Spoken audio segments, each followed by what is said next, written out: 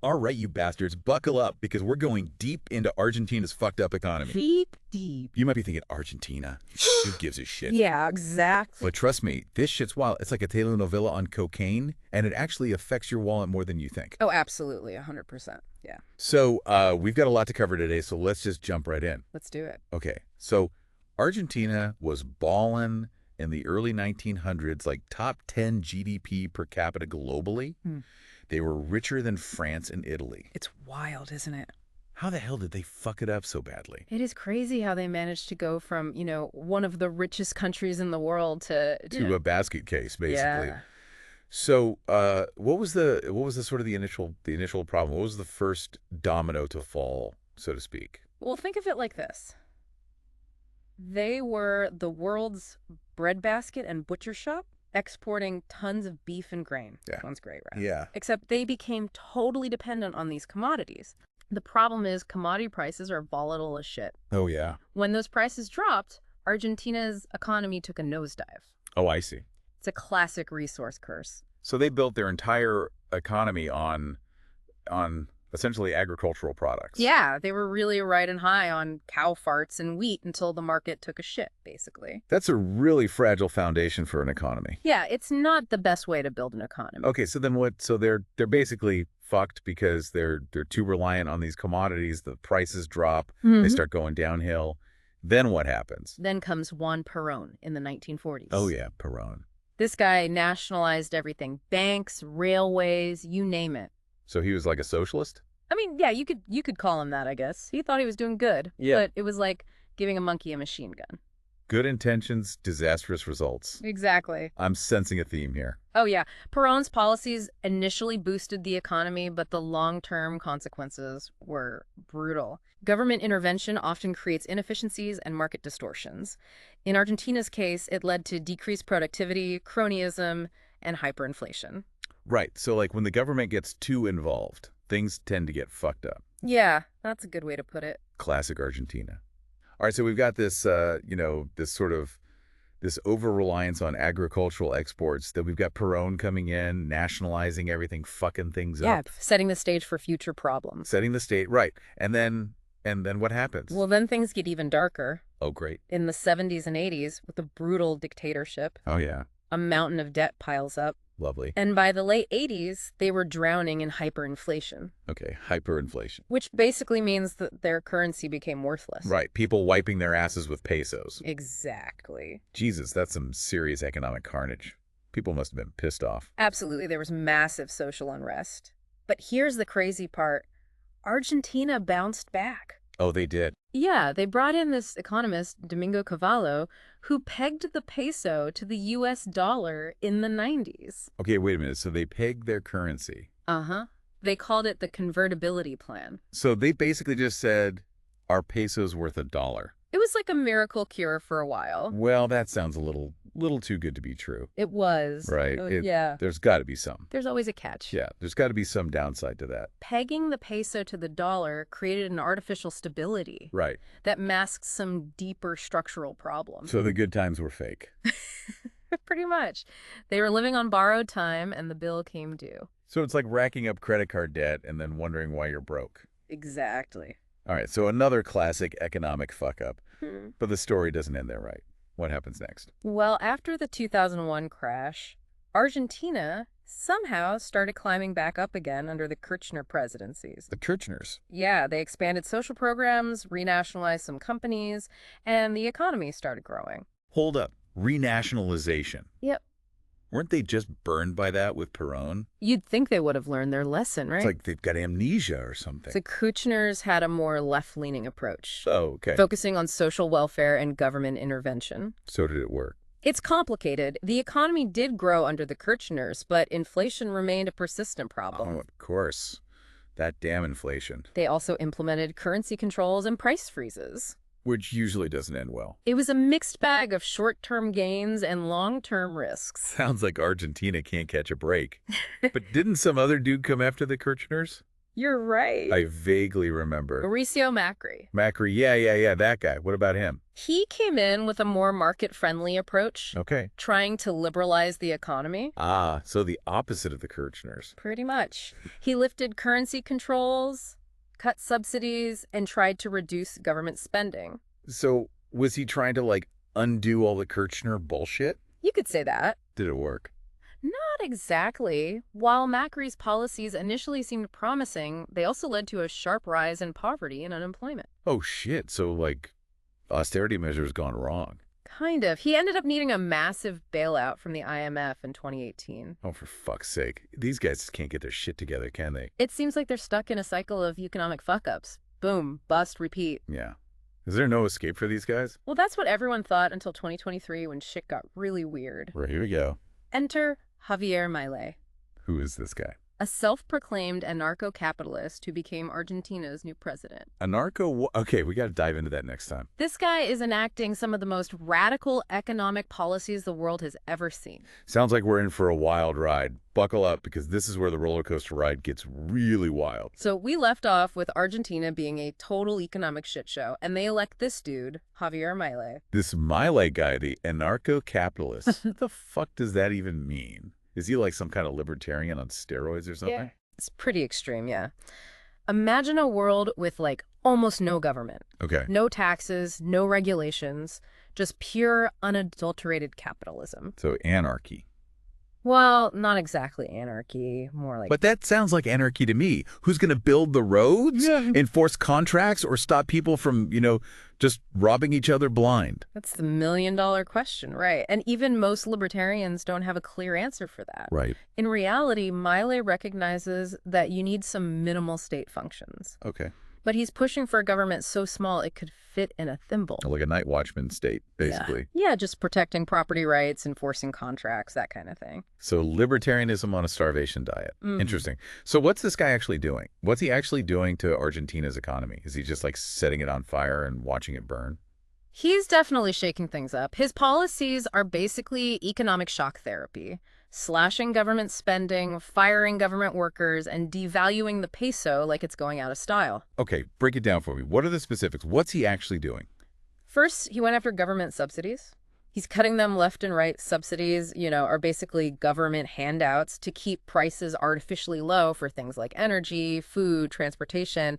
So no more cheap empanadas for the masses. Yeah, exactly. Cutting subsidies is always painful politically, but Milei argues they create market distortions and encourage inefficiency.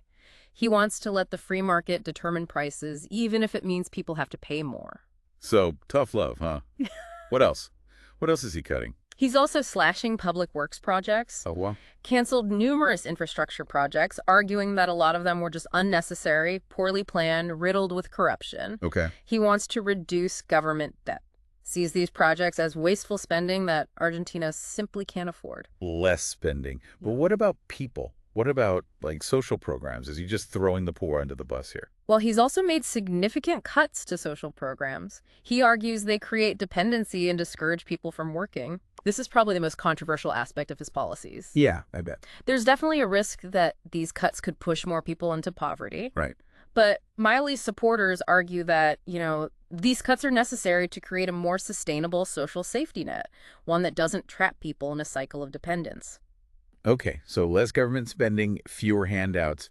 What about the currency? What's he doing with the peso? He's taken a sledgehammer to the Argentine peso. He basically said, fuck it, and let the currency float freely against the US dollar. So he just pushed it off a cliff and hoped for the best. It is risky. Yeah. A weaker currency makes imports more expensive, Right. which can fuel inflation. Right. But it also makes exports cheaper, Okay. which could boost Argentina's competitiveness in the global market. Right.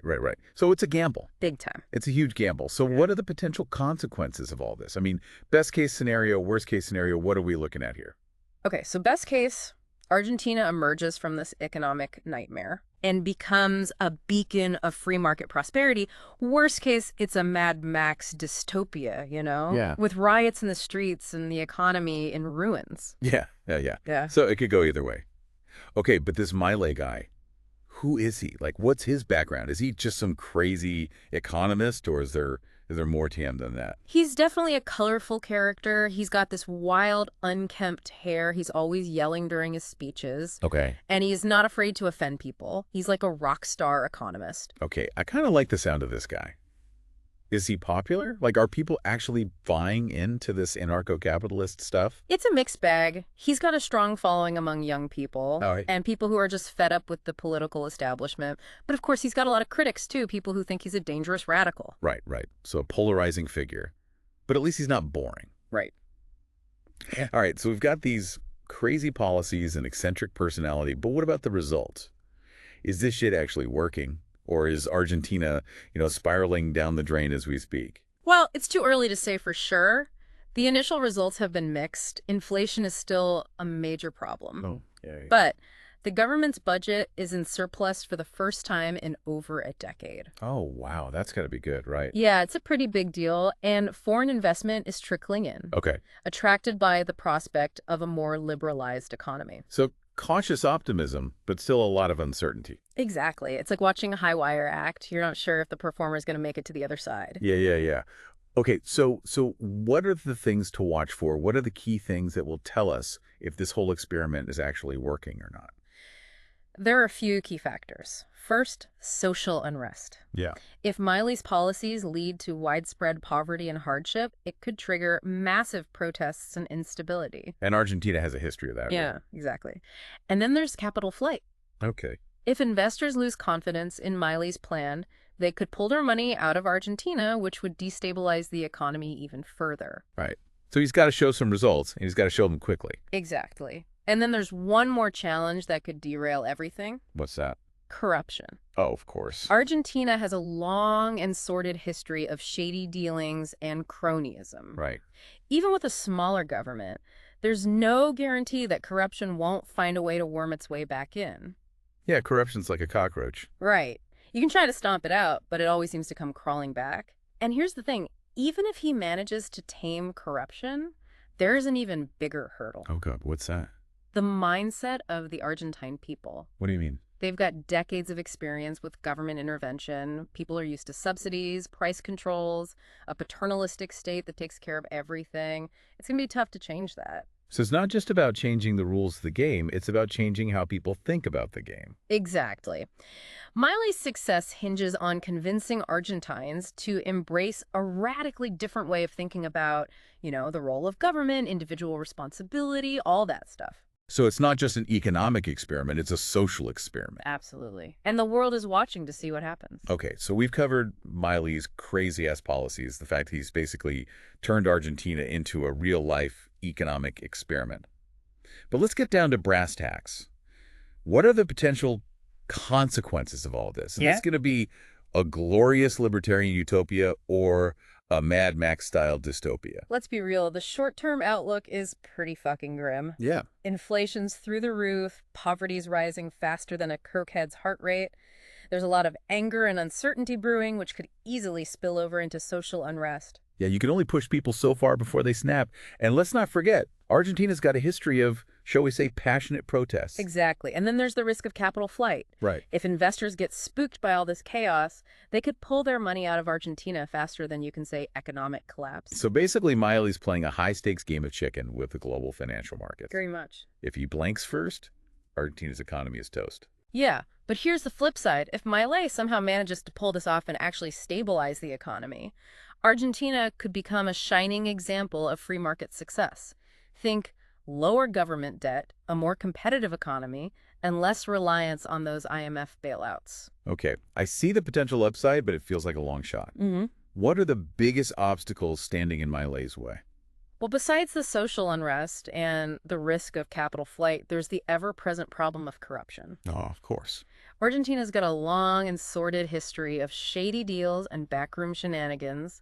Even with a smaller government, there's no guarantee that corruption won't find a way to worm its way back in. Corruption's like a cockroach. You can try to stomp it out, but it always seems to come crawling back. True. And then there's the biggest hurdle of all, the mindset of the Argentine people themselves. What do you mean? Argentina has decades of experience with government intervention in the economy. People are used to subsidies, price controls, and a paternalistic state that takes care of everything. It's going to be incredibly difficult to change that mentality overnight. So basically, Milei is not just fighting an economic battle, he's fighting a cultural battle. He's got to convince people to embrace a whole new way of thinking about the role of government and individual responsibility. Exactly. And that's going to be the ultimate test of his leadership. Okay, so we've got social unrest, capital flight corruption, and a deeply ingrained cultural resistance to change. It sounds like Miley is facing some serious headwinds. Is there anything working in his favor? Any signs of hope? Well, there are a few glimmers of light amidst the darkness. For one thing, the government's budget is in surplus for the first time in over a decade. That's a significant achievement, and it shows that Milei is serious about fiscal responsibility. That's got to count for something, right? It does. And there are signs that foreign investors are starting to take notice. They're intrigued by Miley's radical reforms and the potential for high returns in a newly liberalized market. So there's some cautious optimism, but still a lot of uncertainty.